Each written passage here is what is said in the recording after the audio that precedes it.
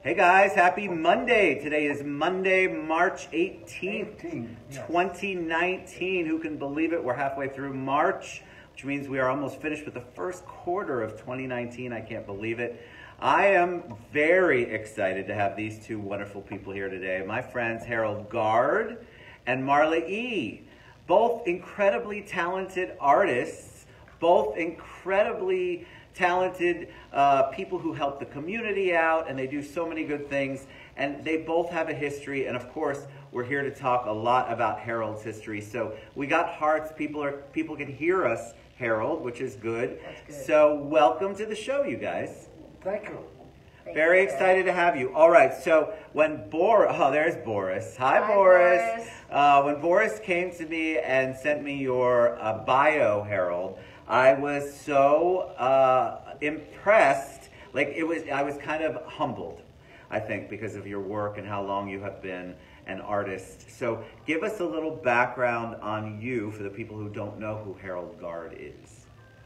Well, starting now, I might as well do it, because nobody talks about anything unless they talk about my age first. And I'm 309. But you look marvelous. You look amazing. For that, I look well, and in about 6 weeks or so, I will be 96. That's absolutely amazing. I did not want to bring that up. Might as well. For the last 10 years, nothing gets said about me, whether it's an apology or an excuse. I love it. You will be 96 years young. That's amazing. And where are you from? I'm a New York City kid, and born and bred there.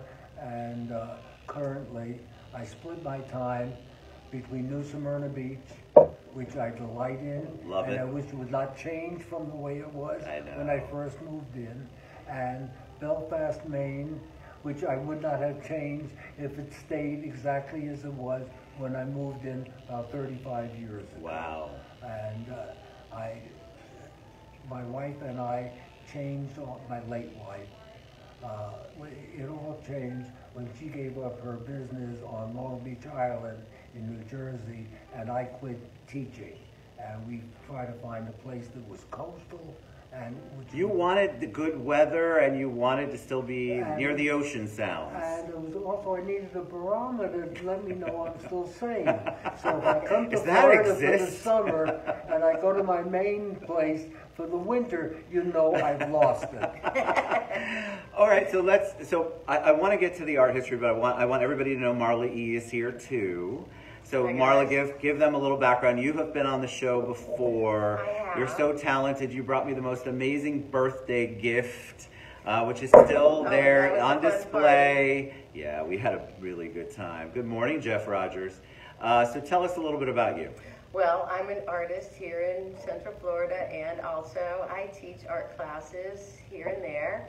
And also, Boris and I have a podcast and a show called Kiss My Art, Unfiltered and Uncensored, which is going to air starting April 2nd with PFT Media. So that's very exciting. And you can listen to it. Boris, you can click in or check in if you want. He's on watching, obviously, making sure Ted does a good job of this. But you can listen to it on iTunes or SoundCloud or all of the above. Right. I wouldn't know the answer to that, so I would have... Stay tuned for directions. Stay tuned for directions from Boris, who's going to tell us. Whatever it is, turn left. Turn left. All right, so Harold, tell us about how did you get in, how did you know that you wanted to be an artist? Was it from a very early age? And how did that all develop?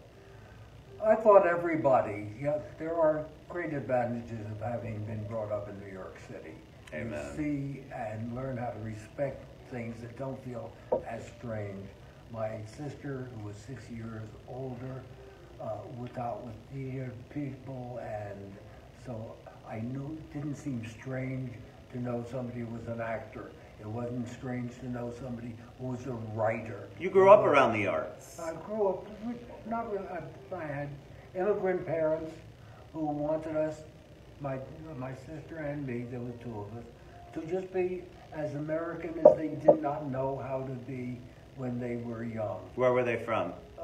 Russian, Polish thing, Warsaw area in there, and they were both in their teens, and it's amazing how little I really know about what their life had been like. It occurs to me, the older I get, the more I wonder, as my grandkids ask me questions. I didn't know if they knew each other in Europe. I assume they did not, but can't back it up. Isn't that interesting? So you think, as you get older, I agree with that. I want to ask my grandparents, they're not with us anymore, so I want to ask my grandparents so many questions. Yeah, because how did they meet? I don't even know how any of them met. And I think it's such a fascinating thing. You know, the world of the internet and the web have helped a lot of us try to figure out what our DNA is, but it doesn't tell the full story. A lot of family mysteries. Have you guys done that? I did it, yes. And you find out you're part Hispanic? I'm part Italian. Right? I have about 5% from Africa. I'm mostly Italian and French, but then a whole bunch of other stuff came up. It was really fascinating to me. And then that makes me think even more. How did people meet before the internet? I don't even know how that worked. How did people meet? I mean, I met my wife in college, but how did people really get along? So I love that you wonder now. You wonder, and you're such a big wealth of information for your family. I'm not trying to point out again that you're going to be 96 in a few weeks. I'm just saying. You might as well. You can start every sentence with, so you're still 95. You started That's that right. way. Don't age you. Don't put it. So how did you know you wanted to be an artist? I didn't. Okay. But because of the background, and one of the reasons for mentioning it, is I was never going to follow in my father's footsteps in a profession. If he were a farmer at one time, you would become a farmer. If he were a lawyer, you'd become a lawyer. I had none of that. I had none of that behind me. I was lucky. I was in New York, excellent school system, and just fell into it and kept on going. And one of the things that is so devastating to me now, when I realize kids, grandkids, the kind of debt that they're going to get for education and what that's going to mean and the limits that are going to be put on there. How much I thought wealth mattered then, now it is just overwhelming. I agree. I totally agree. And so I'm not sure how they met. I know that I asked my mother one time why they married, and my mother shrugged her shoulders, narrow shoulders, and said, well, everybody told me he was so handsome. So you don't necessarily, world experience does not necessarily make you sophisticated. What's funny about that, though, is that's really, I think, how many marriages came together. You either knew them or somebody said, oh, it's not all of the complexity that I feel like, and complicatedness, if that's a word, that we all have to deal with in today's world about any kind of relationship. When I left my first wife, and I get phone calls and say, have you really left her? Is it really true?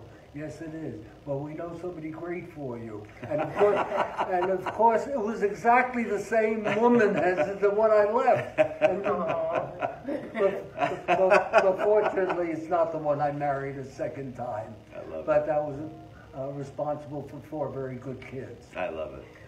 Boris wants me to ask Marla how she got Harold to do our exhibition.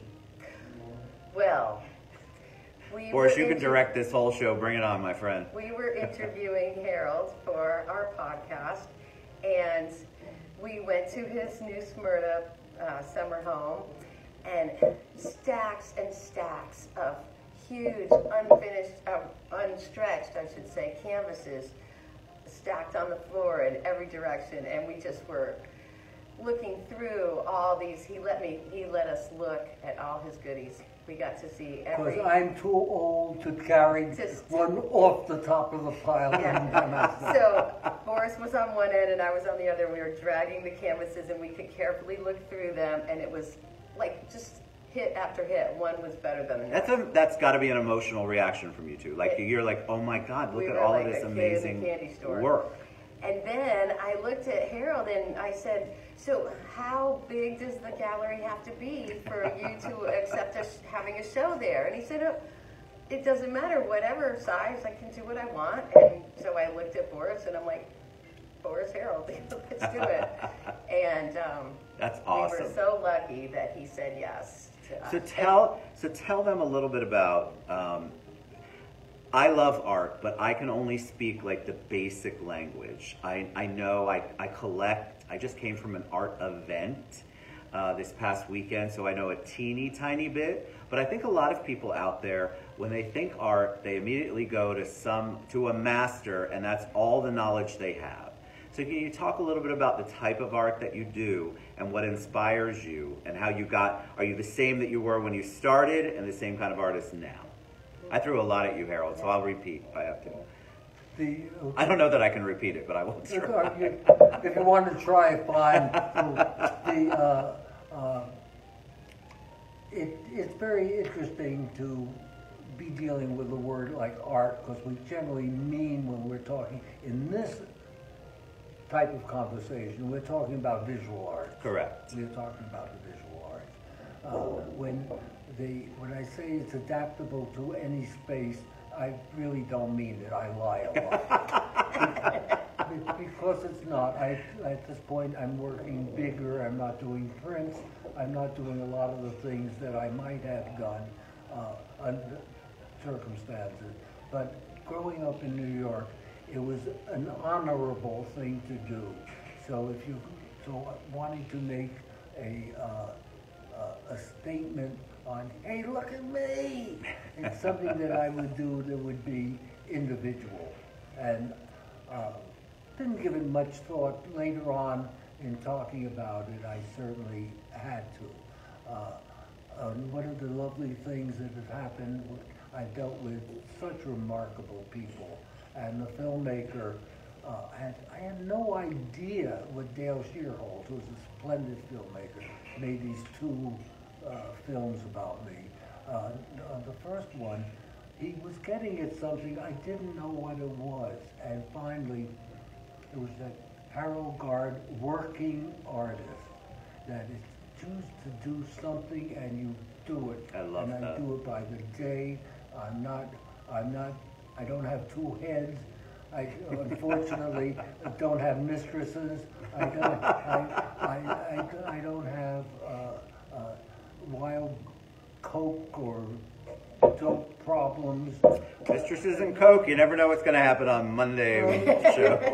It could be, but nevertheless, I approached it as a job, and I couldn't wait to stop teaching, that I could be working at it full time. And I had a marvelously supportive, pain in the ass lady as my delightful second wife, who had art background as well. So the idea of doing things in the art seemed both remote and desirable, both at the same time. And like many interesting things about life, they have both of those qualities. Absolutely. That were there. So fortunately, I knew when to be bored. I obviously did my time well. I was late for the WPA days that gave us our great American painters and let them live the de Koonings and such, because they were being subsidized at a time when nobody really could live off art unless they were already. Can we still, anybody live off art? No. Well, that's a great No. question. I want to know, I think for the audience, I want them to understand, a lot of people go, well, I can recognize art, and then they're talking about, I don't know, I call them beach condo paintings. Nothing wrong with those, because the artist is talented. But what kind of art, what is your genre? Or do you have a genre that you identify with? No. This is why I don't ever look at any bios. Mine is right and wrong at exactly the same time. And it's the same answer, but it's both right and wrong. Because what it is, art is a form of, for me, and for what I think for a lot of good artists, a revolution. It's not displaying what you already know. It's learning what you try to learn. Love that. And discover. We live in a society that pretends to really honor and respect art. And unfortunately, we only do it in the few where the limelight hits, Right. and not all those people who just work at it. And so that's why Dale thought, knowing me and my family and 4 kids and all the rest of it, and my routine. I don't paint at night. Why is that? Why don't you paint I don't at know. night? I show under artificial light or anything else. But somehow I've been programmed. I've been programmed so that I know that in the morning I get up and I'm going to have some coffee. Do I want coffee? I don't have to stop and think. I'm going to have coffee in the morning. Right. And then, I'm living alone for the first time in my life, so I can start off, say, with a little bit of lobster. And I'm talking about, I'm going to have my cereal, or I have my toast and my coffee. And I said, well, I can your do daylight. some night. And your daylight. And then, so I said, well, I've just had this, and I don't have to worry about my next meal. 12 o'clock comes along, I'm hungry for lunch. You've got a nice schedule. You're programmed. Harold has a beautiful studio, by the way, space with just daylight streaming in, and all his walls are, I'm just trying to paint a picture here. You go into the house and all the walls just have like big canvases tacked up to them, so he can just paint. And well, you mostly paint in the bath. That's right. I will not paint in my the living in the space. main room. He has spotlights. So there's all his paintings on the walls, and then some are framed, some are not framed. It's like a gallery in your house. I'd like that. I'd like to have spotlights follow me everywhere. It's great. In my mind, that's what goes Well, on. there's a whole series. I had a rack put up with Yep. Nice. the lights going a little bit off the wall, but they're not framed. These little work I study and live with. There's one of them that's up there that, because I'm lazy also, and don't. I don't believe that. Artists are always lazy. and the old guy stretching and push pinning these things into the wall. I hesitate, whereas I used to do them very rapidly and often. But I study the work that I live with because it changes for me, and I don't know when. I love that. So once they're stretched for shows.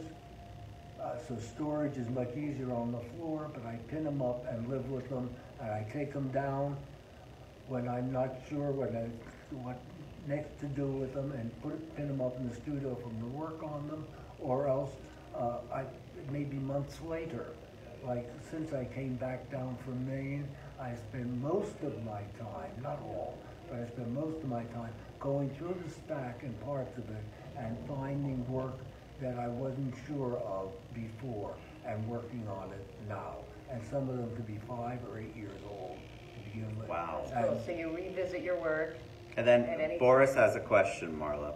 He would like me to ask Harold about the piece that the Orlando Museum of Art bought last year, Dark Landscape. Oh, yeah. People are terrible. They take some of these things that I did and they hide them somewhere. Whereas if I had them, I would be looking at them all the time. I have tremendous inventory of work at this point. How many paintings do you think? Oh yeah, tell me.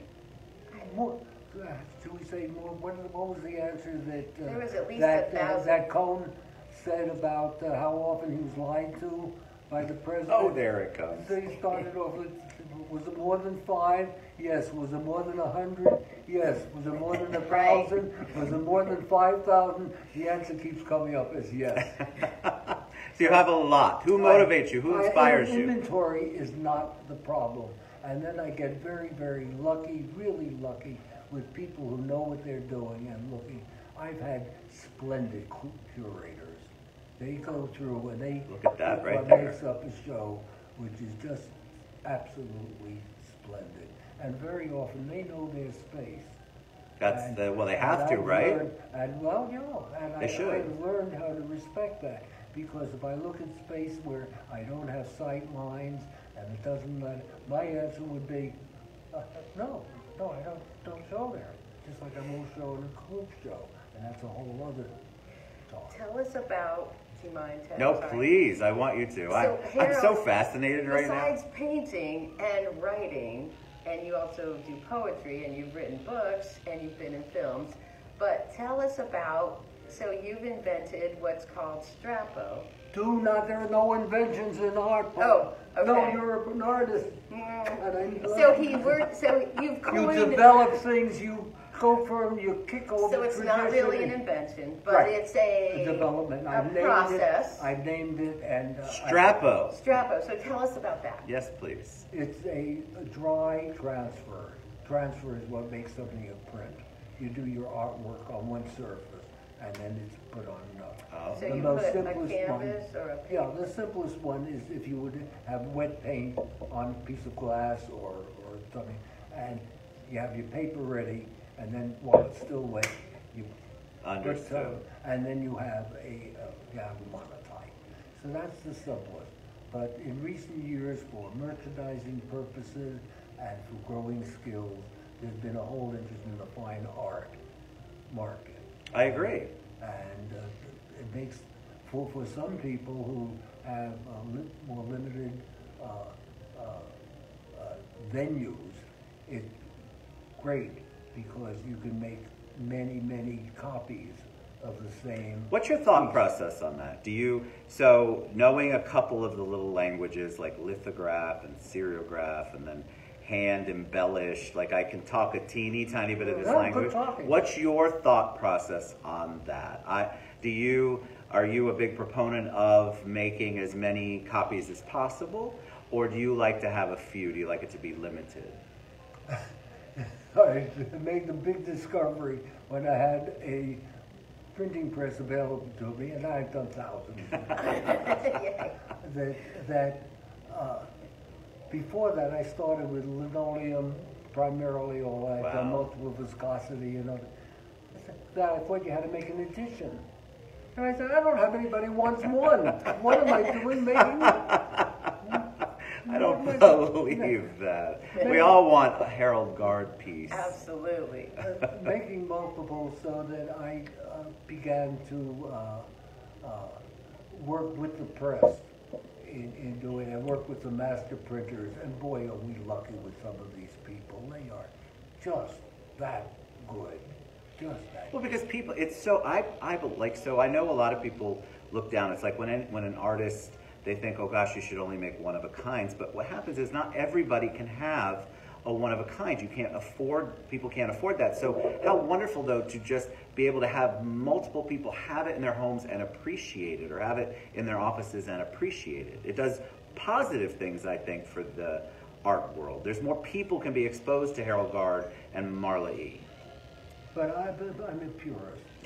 There's a part of me that really is a purist. I believe that. And I find that photography in the digital age, to call that an edition because they just arbitrarily said, oh, I'm only going to do 300 of those, so it's an edition, and then I'm going to stop. Oh, they're not going to stop. The computer has just hit a stop button. And then they make one a little bit bigger, and that's a new edition. Well, all of that. So that marketing, and it offends me that there would be a signed edition of things that are mechanically reproduced or mechanically. I like the purist attitude. That's good. I get caught up. So I was at this event this weekend, and they brought out, we had Samuel Brito was there. I'm sorry, Brito. Brito, I can't remember his first name, but Brito was there, Lobo was there, LeBeau was there.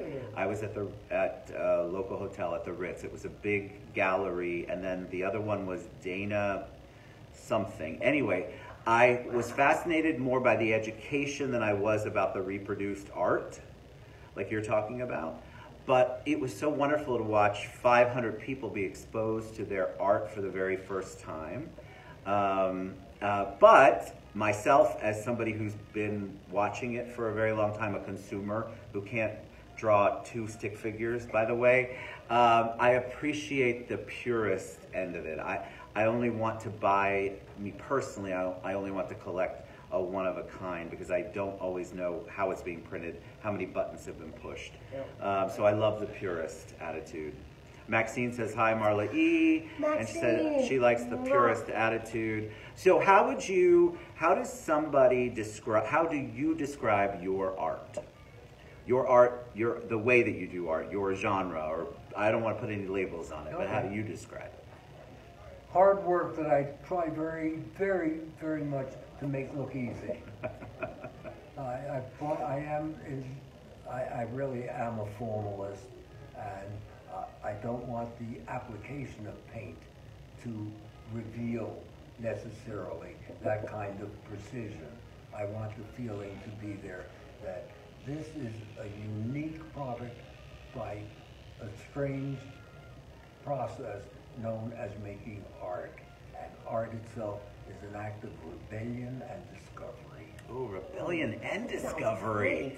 That's awesome. That'll be your next I'm going to use that. Is there a piece, I mean, I feel like I would imagine that since you birth all of these, they feel that there's a meaning to everyone, there's something that touches you, something that motivates you. Is there a favorite piece? I've had artists on before and they look at me like I'm crazy. Is there a favorite piece of yours? Like, how is Michelangelo ever going to pick a favorite, right? So how does Harold Garde pick a favorite, or is that even possible in the art world? No, it's very real. It's what I'm going to do tomorrow. Oh, good. See? I didn't ask dumb questions. Who said that? Nobody did yet. Later on, they're like, Ted, you didn't ask him anything about his art. But a lot of times people getting to know you, that's how they embrace what you do. So it all has to have, I'm sorry, I didn't mean no, please, you go right ahead. that it all has to relate to my understanding of me and how I represent an everybody, the part of me that's in everybody. I look at a painting and I look for image. I'm a formalist. I have an art, I think it's a misnomer, non-figurative art, which is called abstract expression. Yes. I was gloriously impressed with it. I had not seen any of it when I left New York and went to Wyoming, and one of my teachers out there was along with Jackson Pollock, was Hofmann's studio assistant.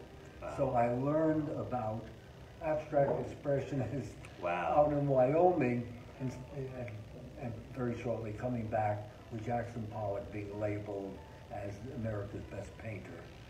So in that short period, can happen very fast. Wow. I mean, so what I want to do is I want to give a little bit of time. I mean, we're going to share all of their contact information. I tagged Marla E. I tagged Harold. We want to know where people can see you, how they can visit you. I want them to know that. So maybe you all could share that and then leave us with any parting words of wisdom, which could just be, here's where you can go see Harold. Here's where you can go see Marla E. But anything you want to leave them with? Well, I'll say this briefly, and then I'll certainly turn it over to Marla. Right now, this is so unusual. I have the show coming up, which you will talk about. Please, right. Please, I'm excited about that. But I have a show in Mount Dora. I like supporting the neighborhood art association place.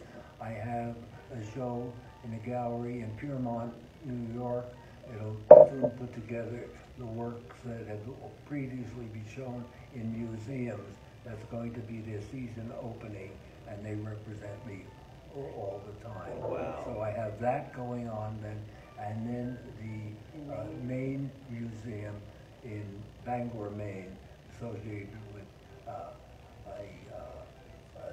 just a splendid guy, and it opens the middle of May. So all of this compression of time for all these things that have been made available to me for showing at this particular time. I love my association as it's grown recently with Florida. It seemed to, it was with a great perspective. One of my favorite shows was in DeLand, and a good monograph was done, and film was made for it, and that's awesome. All these, and work that I could not sell in the mid-70s, couldn't get galleries to want to show them, and now the face of the museum in a mural. Wow. Nice. That's amazing. But the upcoming show... Tell us, Marla. So, Boris and I are presenting Harold Garde at the Mills Gallery, and it's April 5th to May 3rd, and we're having a big opening on April 5th. So you're all welcome to come, and it's going to be all of your works, and we have It's going to be we amazing. ransacked his studio and got a bunch of cool. Did you take stuff off the wall? We did. We begged for stuff. Can we have this? Can we have that? So we have like this huge, and it's going to be curated by the famous Victor Bogus. So we are planning a fabulous show, and everybody needs to come out. April 5th, it's Mills Gallery, 1650 North Mills Avenue, and you can find us on Facebook. Maxine's is supplying the bar. Ted, you need to be right. there. I will be there. Yes. Maxine. April You better. 5th. I will You not miss out. I'm afraid you'd come and hunt me down if I didn't make it over there. Oh, yeah. I know, I'm very honored. I'm so honored to have you both on the show. I think it's such an amazing thing. I don't want to bring up your age, but 95, Oh, 96. no, mention my age. It gets mentioned. Going on I mean, 60. 70 plus. I mean, the amount of time that you have given your life's work to art, to painting, to giving people your vision. I think it's just so humbling to be here in front of you. So I appreciate you coming to see me today. And I thank you. Absolutely. And Marla E, thank you. And Thank you, Boris, Ted. thank you guys for being flexible with Ted's insane, crazy schedule. So we're going to share everything again. Harold Garde, Marla E, April 5th through May 3rd or 13th. That's the show at the gallery, and we'll post all of that information, how you can reach out. Thank you guys. Thank you. Oh my God, you were awesome. Funny too. I mean, I sort of figured you were going to be funny, but I didn't realize you'd be that But funny. Still lie. intentionally.